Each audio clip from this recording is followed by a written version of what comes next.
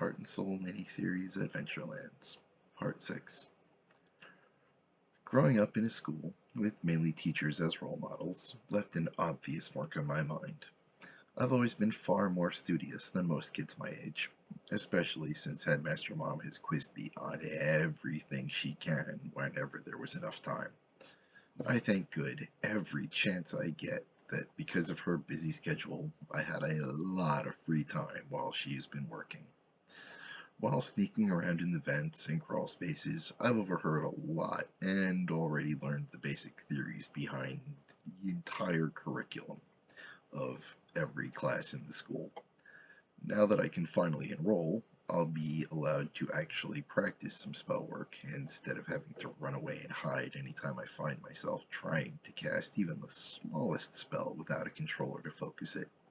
Admittedly, practicing magic without a controller is as dangerous as it is illegal, and even more pointless than either. After all, getting a controller only requires enrolling for at least one semester in any magic academy, even the free ones. However, there is still one thing I need to learn this year: how to make at least one real friend. I've spent a lot of time around older kids, but none of them honestly wanted to be my friend.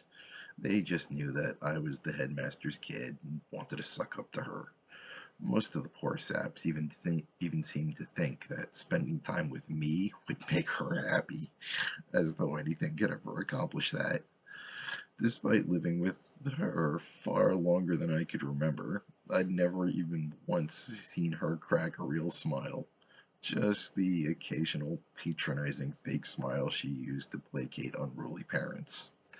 As an oddity at the school, there were always a few students who wanted to corrupt me just because I was younger than them, while others wanted to protect me from that corruption for the same reason. Unfortunately, not one of them ever wanted to get to know who I am. To them, I was just the weird little kid that the headmaster had been forced to adopt because the orphanages refused to ever take me back. When I was an adolescent, getting me to go to the party was almost a status symbol. At the time, I didn't understand why they wanted me around. I had actually thought they liked me. After a few years of students slowly graduating and never once coming back to visit, I slowly began to put the pieces together. Once everyone learned how well I could pick the winners of upcoming duels, my attendance at parties was even more frequently requested. That's another big part of the reason I chose to hide myself away for the last few years. I didn't want any kids in the grade above me to spill who my mom is to any potential friends I might make. If someone only wants to know me to meet her, then they aren't really my friend at all.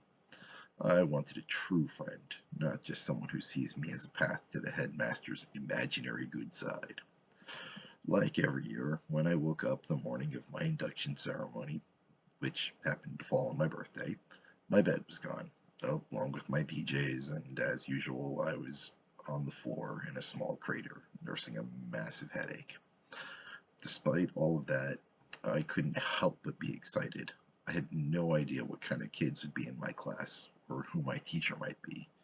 Headmaster Mom refused to tell me anything about them, or much of anything at all.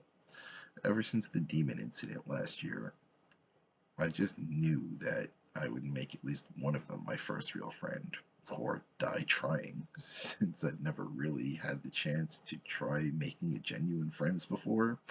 For all I knew, the anxiety of trying might actually kill me.